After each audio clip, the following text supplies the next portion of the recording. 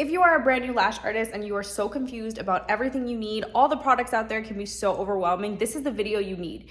I'm gonna break down everything you need to know about the products you absolutely need versus the products you don't necessarily need right now. What's up guys, welcome back to my channel. My name is Ariel and I'm the co-founder of Flourish Lashes. So in today's video, I'm gonna be giving you guys a breakdown of all the products that you actually need as a lash tech. So most of the time when you do get certified, you get a kit along with your certification. Sometimes you do, sometimes you don't, but chances are in the kit has like the bare minimum and kind of has, it's supposed to have everything you need to start lashing, but sometimes it doesn't. But of course, as a brand new lash artist, you want to venture out and buy your own products, see what works for you, see what you want, and just kind of start getting the feel of the lash artist you want to be. So that's why it's so important to know the things you need versus the things you don't necessarily need right away. So let's break down a few items that you would potentially get in your lash kit and items that may not have been included that you definitely do need. Okay, let's start with the core products, which is these guys right here. So you absolutely, of course, need lashes, tweezers, and glue, but let's break it down a little bit.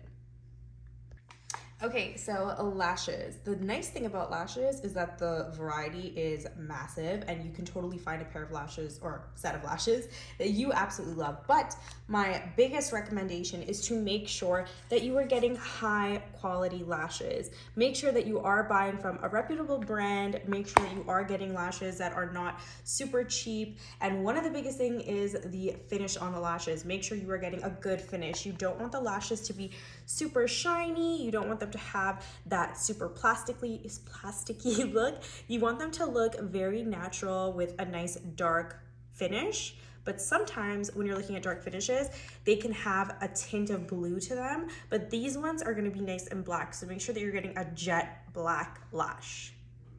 Okay, let's get into tweezers. So I have two tweezers here because you absolutely need two tweezers when you are lashing. You need an isolation tweezer. Isolation tweezers are gonna be the tweezer that you separate those lashes with, and it is an absolute must. I definitely recommend a really comfortable isolation tweezer because you are gonna be holding onto this guy for quite some time, and you wanna make sure that you're able to open and close just as you like. I have mentioned this before, but each tweezer has a different type of tension. So you wanna find the tension that works for you and make sure that you are playing with it a good amount just to make sure that you get comfortable with the tension on the tweezer so you're not feeling like lost or confused or feeling like you can't use the tweezer when you actually go to lash. Then let's go into our placement tweezer. So here I have the Mega J tweezer. Now the thing about the placement tweezer is you can literally use any placement tweezer that you feel comfortable with. There's so many options when it comes to placement tweezers, but I personally love a Mega J just because it's super versatile. You can go from classic to volume pretty quickly.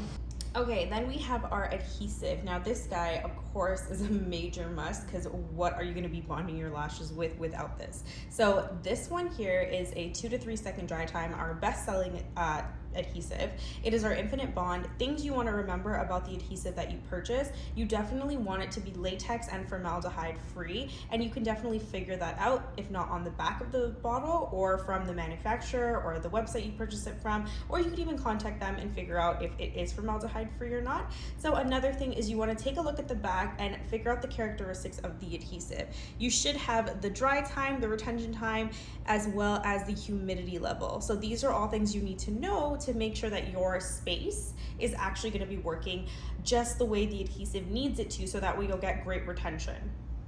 Another thing is you want to make sure that you know the dry time of your adhesive, because if you are a beginner and you're using a 1 second dry time, chances are that adhesive may be drying too quickly for you and you will probably have lashes popping off. And then vice versa, if the lash extensions if the adhesive is a little bit too slow, because this one here is a 2 to 3, but if let's say it's like a 3 to 4 second dry time and you're using it and you're actually working faster, the retention is going to be a bit off because the lashes may not stick properly. Okay, so now that we got our core products down, let's jump into a little bit outside of the core products. We have Lash Shampoo.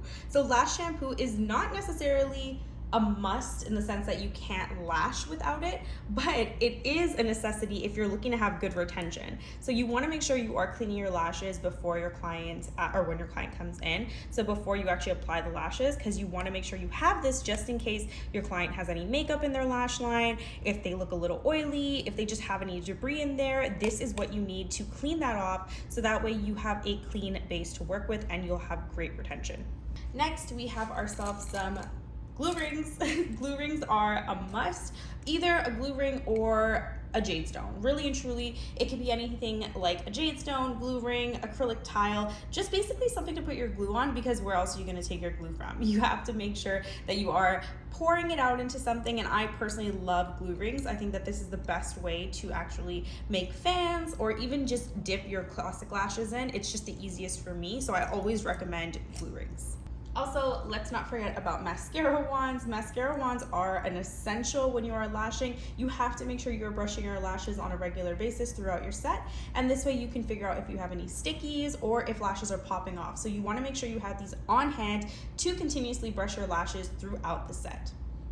Okay, and then you need cream remover. You need a remover. Honestly, remover in general, sometimes it's crazy to think about it, but you're really not going to use this that often, but you absolutely need it just in case you have a client that comes in that has maybe some lashes from a different lash artist, maybe the lashes are super grown out.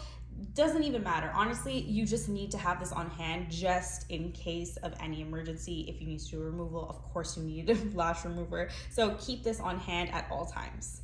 Okay, now let's get into two products that are technically more like accessories, but I promise you they are necessities. So we have a hygrometer, then we have a storage container. So if you guys don't know, both of these products are gonna be helping you out majority of the time with lash adhesive.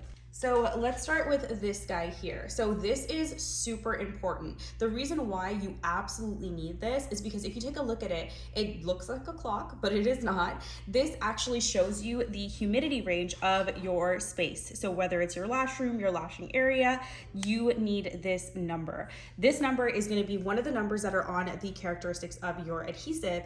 And the only way for you to tell what your humidity level is to have one of these. And that's why you need it, because this is actually going to reduce the risk of any retention issues that may happen, or even just if you are having retention issues, knowing this number and knowing that the humidity in your room is within the range of your adhesive, you can eliminate this as an issue if you are having retention issues.